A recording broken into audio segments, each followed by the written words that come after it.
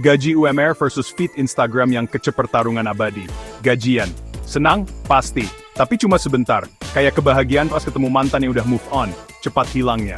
Apalagi kalau gaji UMR, uang masuk rekening katanya. Tapi lebih sering uang mampir renderitan. Baru juga tanggal muda, dompet udah kayak hati jomblo, kosong melompong. Padahal kebutuhan banyak banget. Cicilan panci, cicilan motor, cicilan buat kelihatan kaya. Orang Indonesia itu punya logika keuangan yang unik. Ajaib, kadang nggak masuk akal.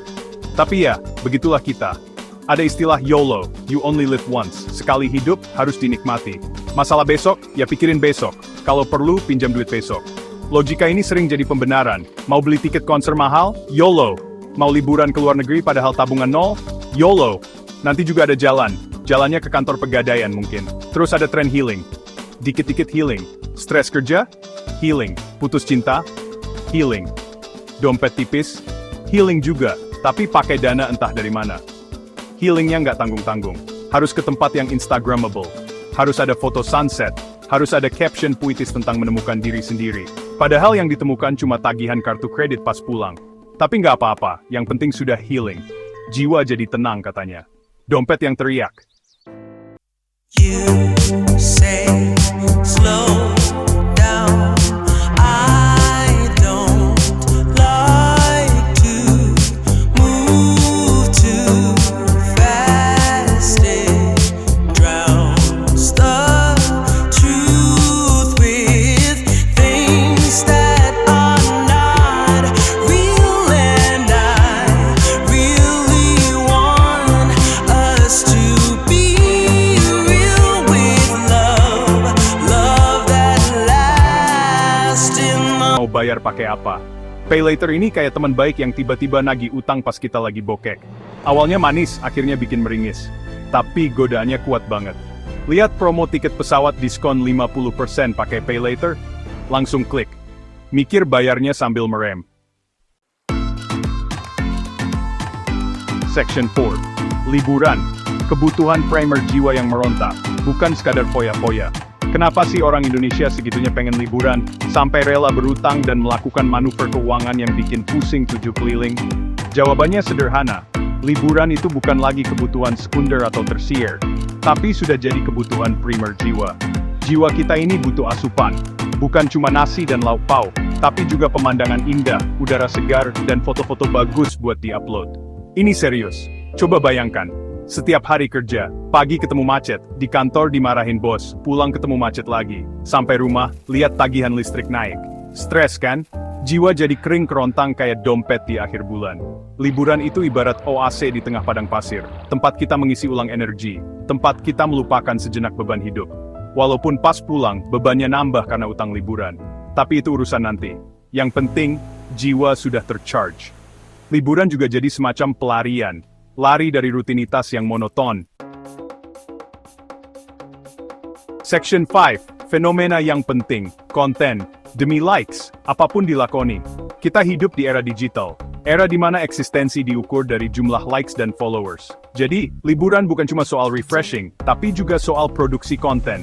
Yang penting konten jadi semboyan baru. Mau liburan ke gunung yang medannya berat? Nggak masalah, yang penting bisa foto di puncak dengan sunrise. Mau ke pantai yang ombaknya gede? Santai, yang penting bisa bikin video slow motion lagi lari-lari cantik. Walaupun habis itu masuk angin. Demi konten yang estetik, orang rela melakukan apa saja. Bangun jam 3 pagi buat ngejar sunrise. Padahal kalau di rumah, bangun jam 7 pagi aja udah ngos-ngosan. Rela antre berjam-jam di spot foto populer. Cuma buat dapat satu foto yang sempurna buat di-upload. Rela bawa baju ganti segambreng, biar di setiap foto, outfitnya beda. Padahal kopernya jadi berat banget. Kayak beban hidup dia bawa. Section 6. Efek samping liburan gaya sultan, dompet kuli, Indomie jadi saksi. Setiap aksi, pasti ada reaksi. Setiap liburan mewah dengan dana pas-pasan, pasti ada efek sampingnya. Efek samping yang paling terasa adalah kondisi dompet setelah liburan. Dari yang tadinya, pura-pura tebal jadi tipis kayak kertas. Bahkan lebih tipis dari kesabaran nungguin dia putus sama pacarnya. Saldo ATM kembali ke setelan pabrik 0, sekian. Menyedihkan. Tapi ya, sudah risiko. Risiko jadi sultan sesaat. Setelah liburan usai, menu makanan sehari-hari pun berubah drastis. Dari yang tadinya makan enak di restoran fancy pas liburan, kembali ke menu andalan anak kos Indomie. Sarapan Indomie, makan siang Indomie, makan malam Indomie. Kalau bosan, ya Indomie rasa lain. Indomie jadi saksi bisu perjuangan pasca liburan. Kadang sambil makan Indomie, kita lihat lagi foto-foto liburan. Ah, indahnya masa itu. Sambil nelen ludah dan mie instan. Section 7, semangat pantang padam, walau dompet cekak karam. Indonesia gitu loh. Meskipun hidup seringkali penuh lika-liku finansial yang absurd, ada satu hal yang patut diacungi jempol dari orang Indonesia. Yaitu, semangatnya. Semangat pantang menyerah. Semangat untuk tetap bahagia, apapun kondisinya. Dompet boleh tipis, tapi senyum harus tetap lebar. Cicilan boleh banyak, tapi tawa harus tetap renyah. Ini adalah kekuatan super yang gak dimiliki semua bangsa.